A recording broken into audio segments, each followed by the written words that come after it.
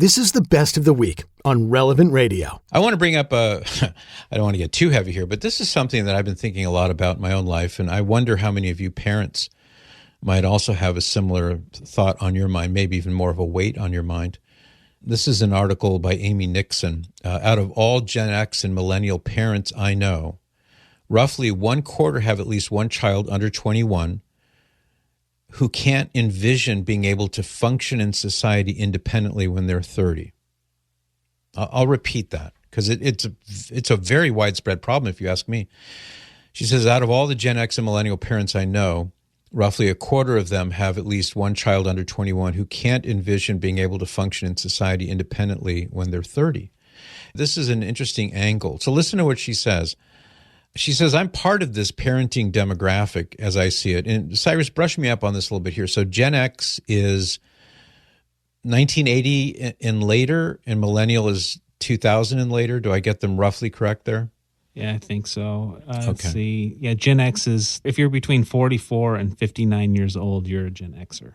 So Gen X, well, what preceded Gen X then? Let's say a kid born in 1980, what would he be?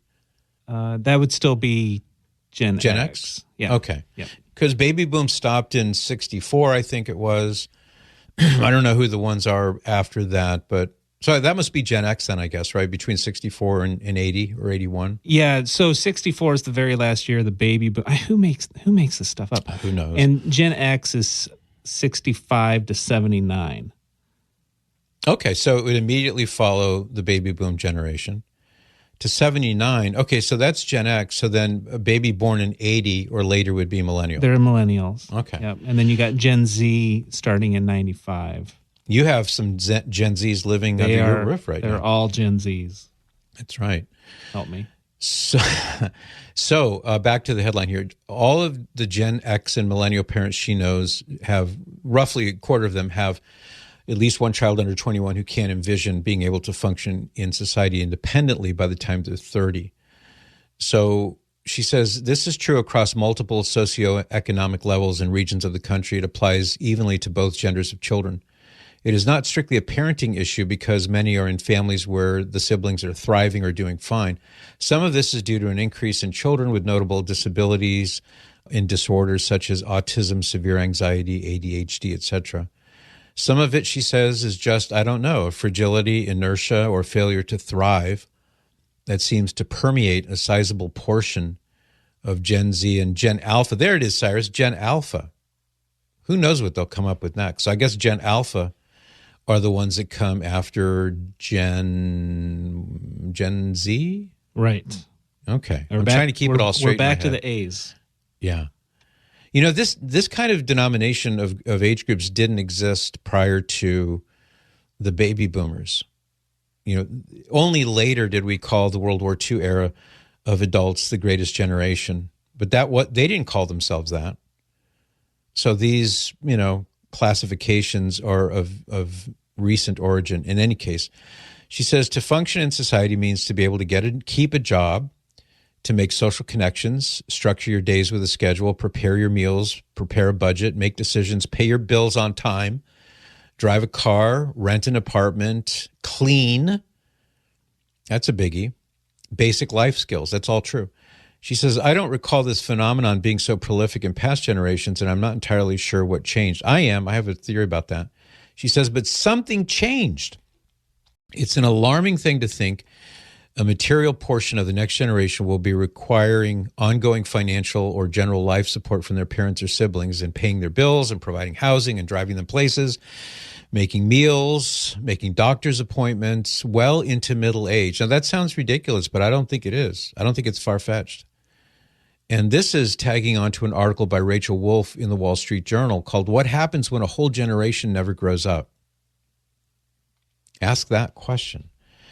As American 30-somethings increasingly bypass the traditional milestones of adulthood, economists are warning, Will Robinson, that what seemed like a lag may in fact be a permanent state of arrested development.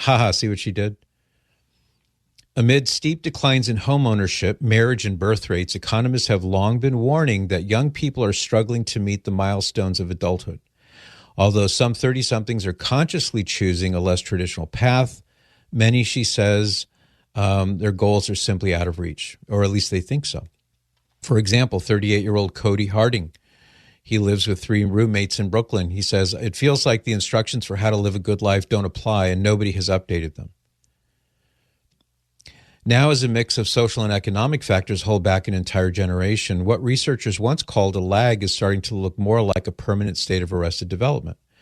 Richard Reeves, the president of the American Institute for Boys and Men, says we're moving from later to never in terms of growing up, I guess he means.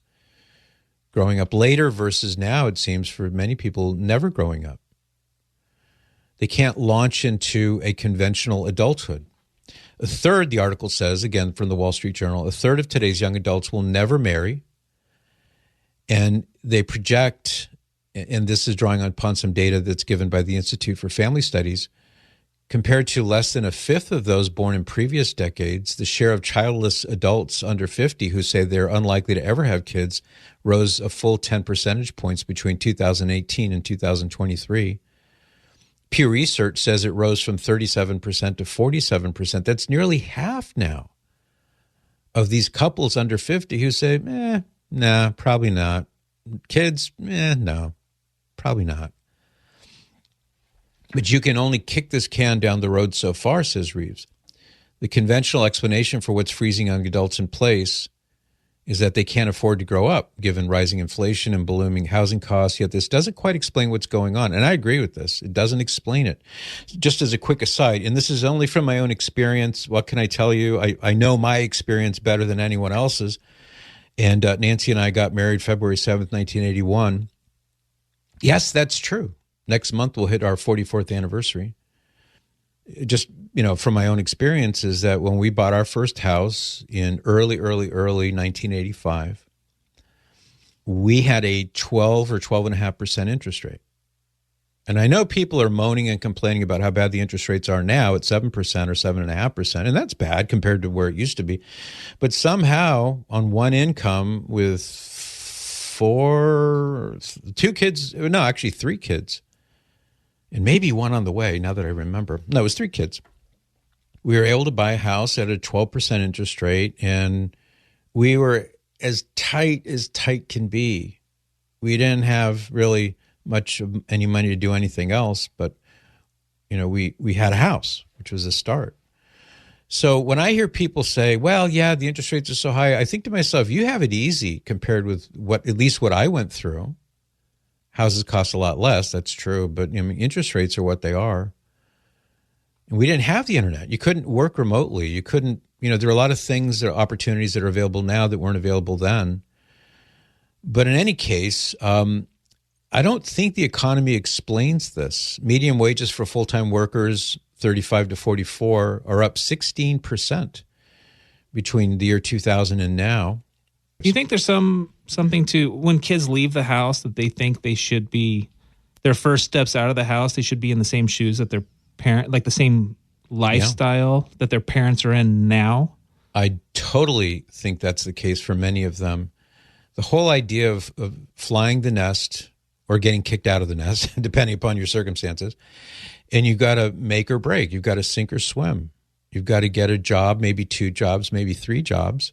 Have roommates that you don't like, but you got to pay the bills. I can't tell you how many times dinner was a box of rice-a-roni for me when I was, before I was married, when I was still big spender. I couldn't afford the rice-a-roni. Back when rice-a-roni was like 69 cents a box, back in those days. I'm looking at the 20-cent top ramen. There you go. That's where That's indestructible. You could build a house out of that stuff. So, yeah, it is, and I know we probably, to some people, may sound like, yeah, when I was a kid, I walked uphill both ways in the snow to school kind of thing.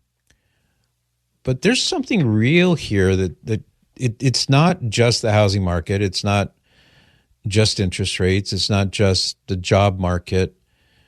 There's something happening where the young people, many of them, thankfully not all of them, are feeling defeated, and why try? Why bother?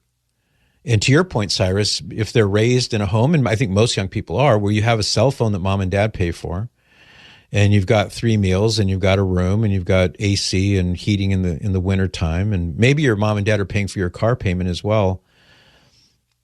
But I can see one psychological deterrent would be young people who are living in that environment, to suddenly now, hey, I've got to come up with $20,000 or $2,500 a month now, or $2,000 a month to pay for all my expenses. That could be very daunting.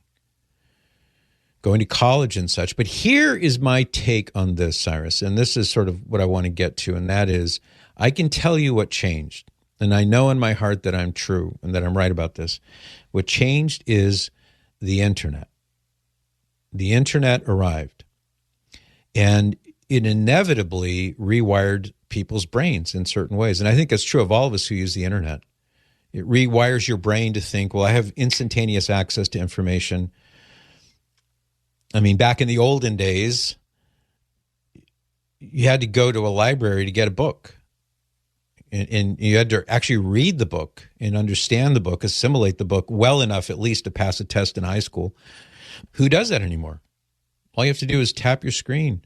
Information is there. So I think that's got to be a big part of the answer to this dilemma. What is happening with this increasingly large subset of younger people who just feel defeated? It's like, I'll never get there. I'll never try. I think the internet and the messaging on the internet, whether it's TikTok or some other platform, or all of them, together, bombarding us with messages and information and rewiring people's brains, I don't think that cannot be a big part of the answer. So if you're interested in the article, Parents Especially, check it out. Cyrus will post it.